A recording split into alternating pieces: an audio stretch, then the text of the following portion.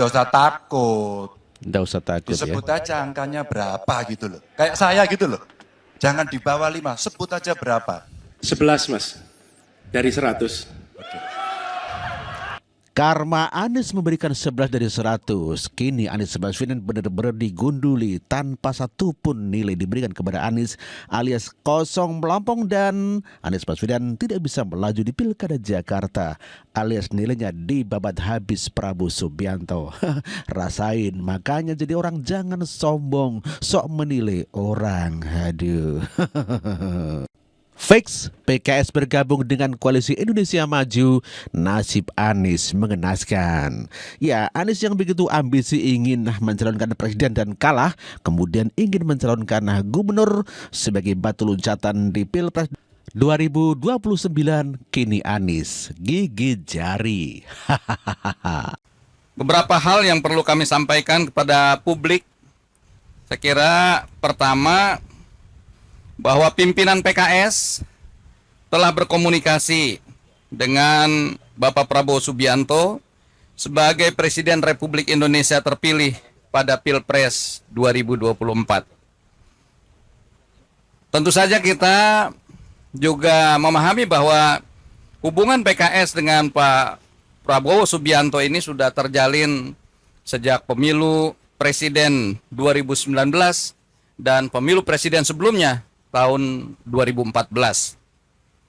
Oleh karena itu, Musyawarah Majelis Syuro yang ke-11 ini mengamanatkan kepada DPP PKS untuk melanjutkan komunikasi yang telah berlangsung baik kepada pimpinan-pimpinan partai, tokoh-tokoh keumatan, tokoh-tokoh kebangsaan sebagai upaya untuk membangun Indonesia yang lebih baik.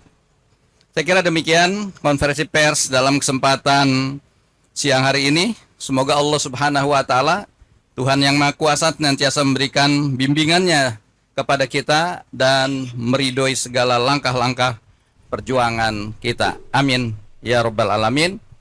Meskipun PKS memutuskan bergabung dengan Koalisi Indonesia Maju, namun demikian Anies Baswedan masih percaya diri akan diusung oleh Partai PKS dan kawan-kawannya. Populasi kan kita lihat sekarang ini tidak ada yang, memang ada yang berubah, belum ada yang berubah. Belum ada yang berubah ya. Setiap, tentu kalau bicara tentang apa ya, komentar bisa macam-macam. Tapi keputusan partai kan masih sama semua. Jadi kita hormati dan saya percaya partai-partai ini akan mengikuti apa yang menjadi aspirasi pemilihnya.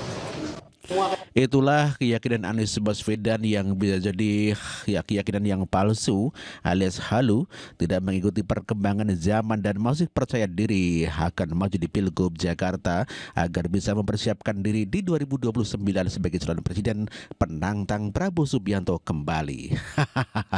Anies, ngaca dulu kamu.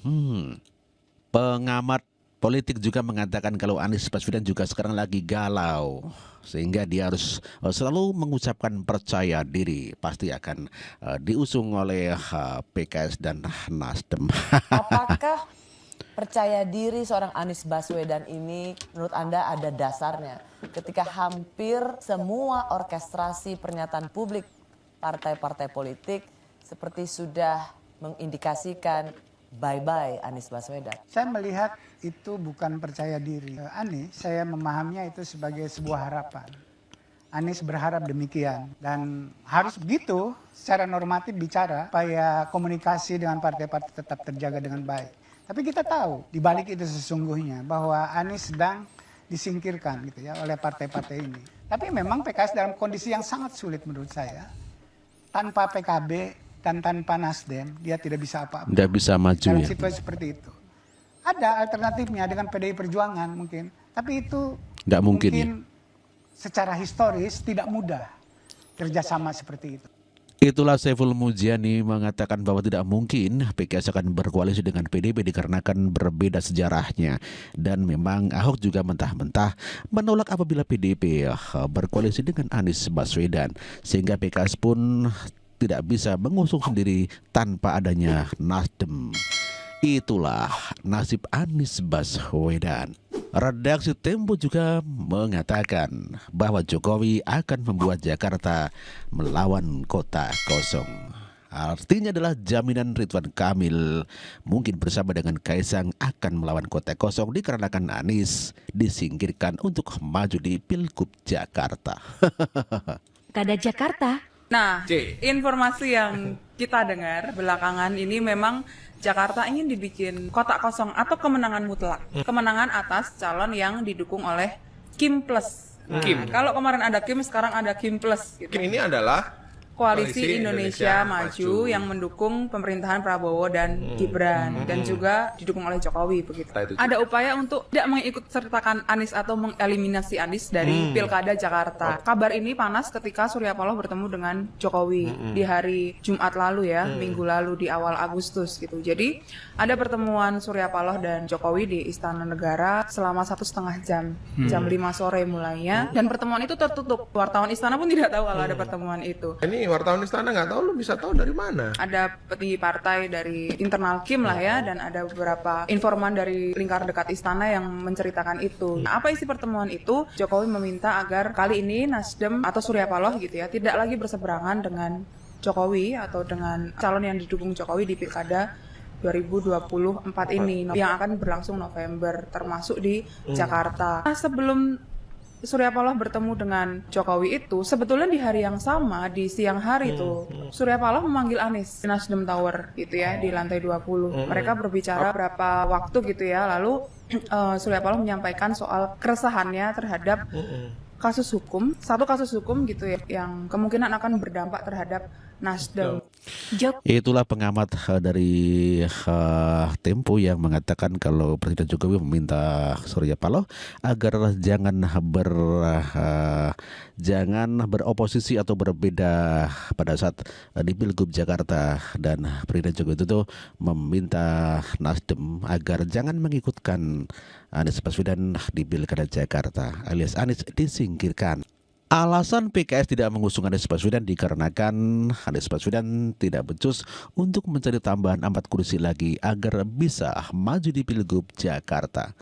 Inilah Mas Adi, kalau saya mau Adi menganalogikan Prayitno. ini, ada tuh pepatah yang menyebutkan ini ibarat mencari jarum di tengah jerami loh. Mencari 4 kursi sih kedengarannya gampang ya, tapi dengan kondisi konstelasi sekarang ini udah mulai melirik ke Kim semua, tinggal PDIP aja, mungkin nggak tuh Mas Anies bisa nyari 4 kursi lagi? Ya, saya kira gampang ya 4 partai itu. Kalau memang PKS serius untuk mencari teman koalisi. Kenapa sekarang kayaknya kesannya nggak serius? Bisa tidak misalnya dikomunikasikan dengan PDIP yang juga per hari ini juga kebingungan soal mencari teman koalisi dan soal siapa yang akan diusung. Itu menjadi penting. Artinya apa? PKS dan PDIP bisa maju kok kalau memang serius. Kan ini yang sebenarnya sedang diuji betul.